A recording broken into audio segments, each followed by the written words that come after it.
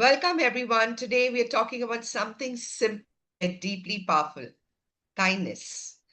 In a world that moves fast, measures productivity, and celebrates outcome, small human moments often go unnoticed.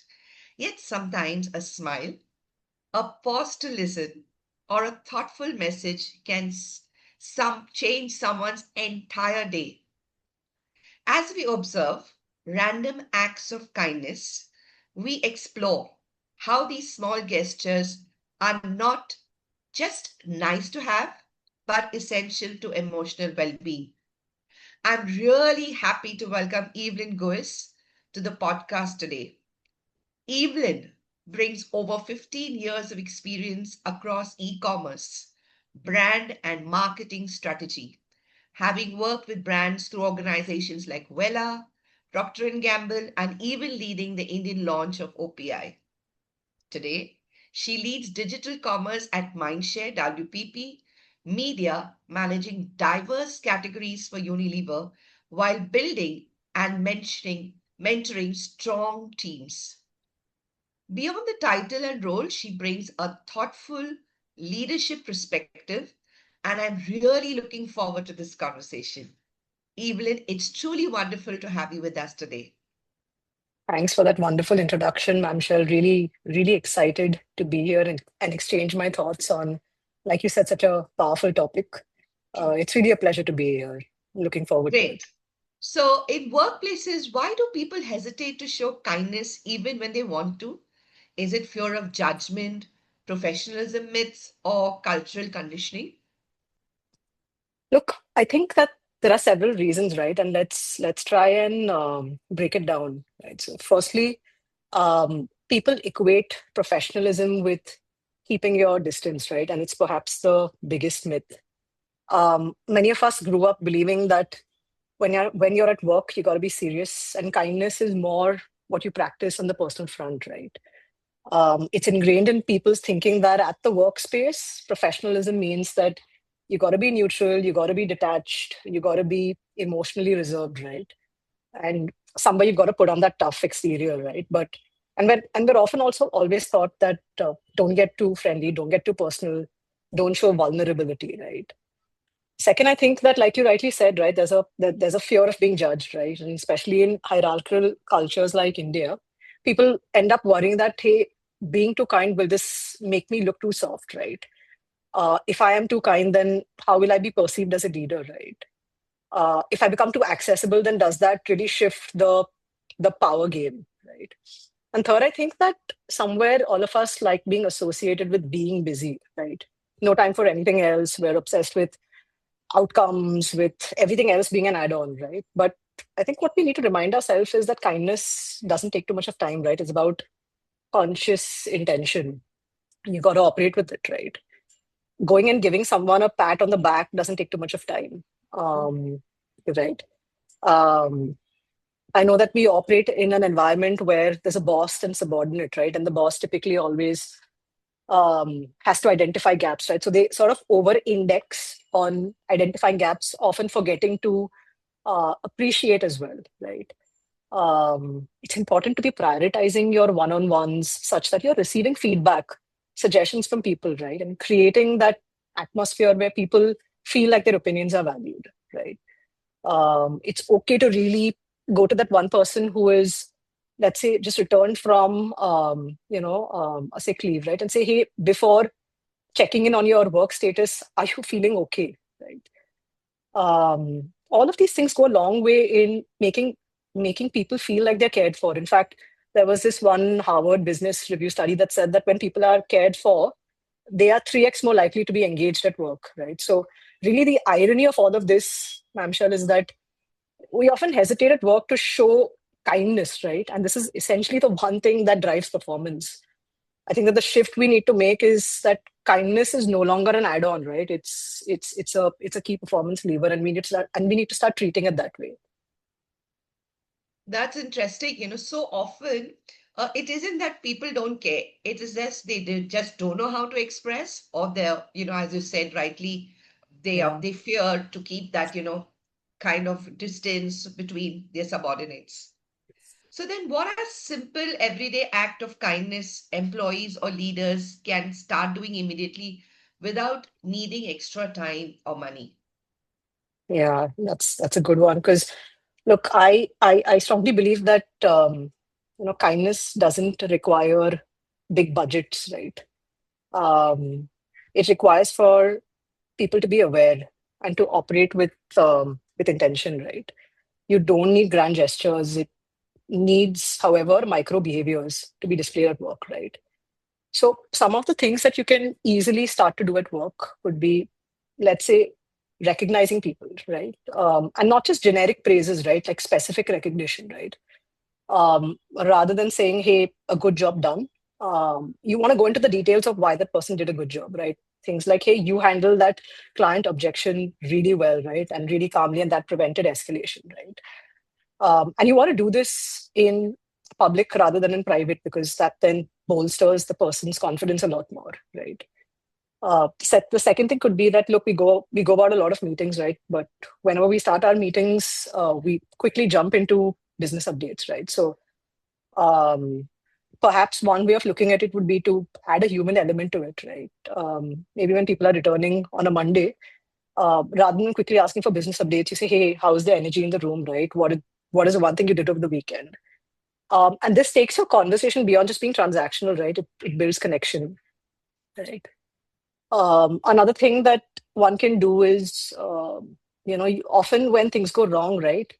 At least managers and leaders will mostly pivot to assuming things before asking. They try to correct things before understanding context, right? So rather than framing your question as, hey, why did this get delayed?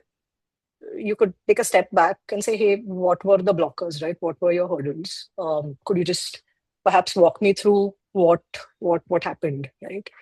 And then that allows the person to explain, right? What could have gone wrong, right? Another, I think, important thing is ensuring that you're giving your team sufficient and enough credit, right? When someone's done a good job, it's very, very important to spotlight the person because typically at junior levels, those voices are lost, right? They're still finding their way.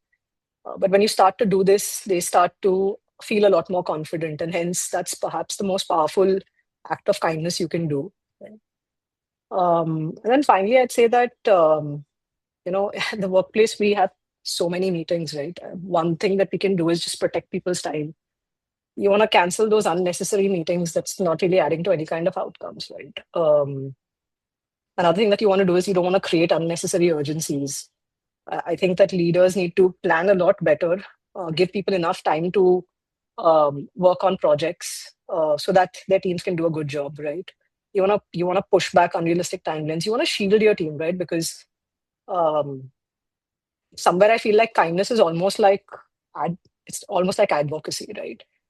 So summarizing all of this, what it means is that all of these things don't essentially cost you money, right? You don't need to set aside big budgets for it. But if you end up doing this and you do it consistently, it's only going to compound trust, right? And I think that's what we should prioritize. See, psychological safety, what does it really mean, right? It means that people need to feel like they can speak up without fearing that they'll be judged, right? Without feeling that they might be punished for saying something that's not aligning with broader thoughts, right? They shouldn't feel embarrassed or humiliated, right? Essentially, the team needs to operate from, or the people need to start operating from a space where it's not fear, right? In fact, there was this one Google study also that said that typically your highest predictor or your best predictor, your number one predictor for high performing teams is not really intelligence or experience, right? It's psychological safety. And therefore, here's how I think that kindness connects with this and starts to play a very important role, right? See, when someone feels heard, right, they speak up more, leading to more ideas on the table. Um, when they're appreciated, they take more initiative, right? And they own up a lot more, right? So ownership rises. When they start to feel safe, they admit or they surface problems and they surface mistakes a lot earlier, right?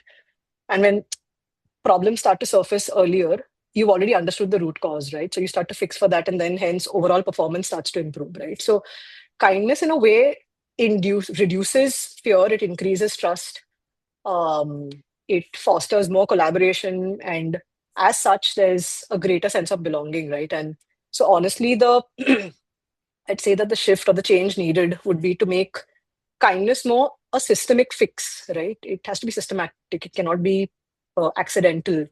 You wanna at your workplace build rituals, right? You wanna have appreciation rounds, um, have these recognition boards, right? You want to do your structured one-on-ones where you're hearing from your team, right, and not just asking for updates. Um, but yeah, I think kindness needs to be more culture-driven rather than tactical. Evelyn, can you share a personal experience where small, unexpected act of kindness stayed with you? And how did it influence your perspective or behavior afterwards? Yeah, sure. I'll specifically talk about this one incident early in my career, right?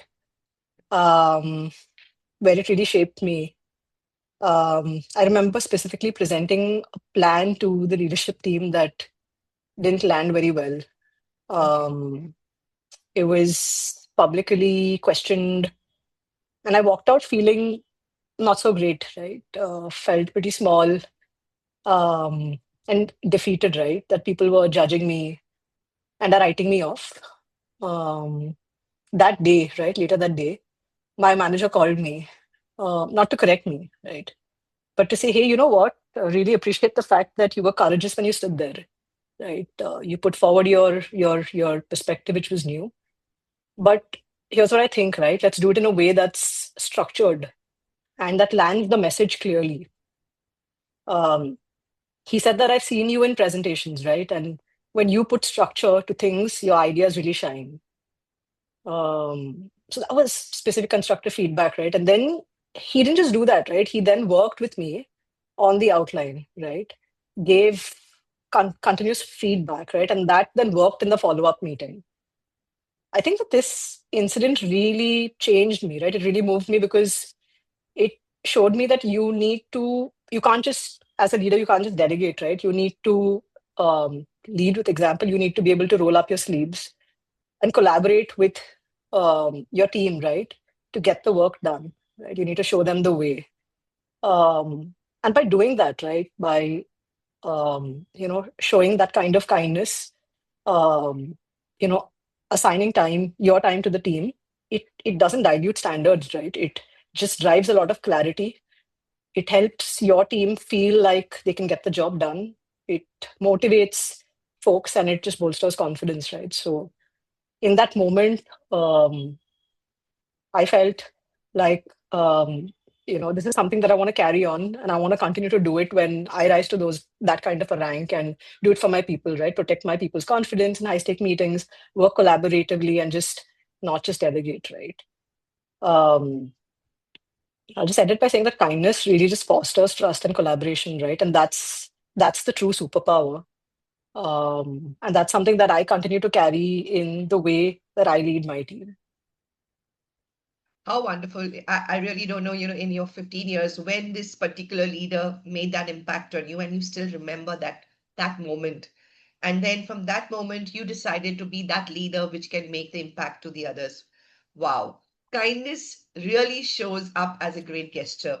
It lives in small, everyday choices, like you said, a moment of patience, a word of acknowledgement, or simply paying attention can shape trust, well-being, and culture more than we realize. If we leave today with the intention to practice just one small act of kindness, that's already a meaningful start. Until next time, take care of yourselves and each other. Thank you, Evelyn, for being on our podcast today. Thank you, Ma'am Shell.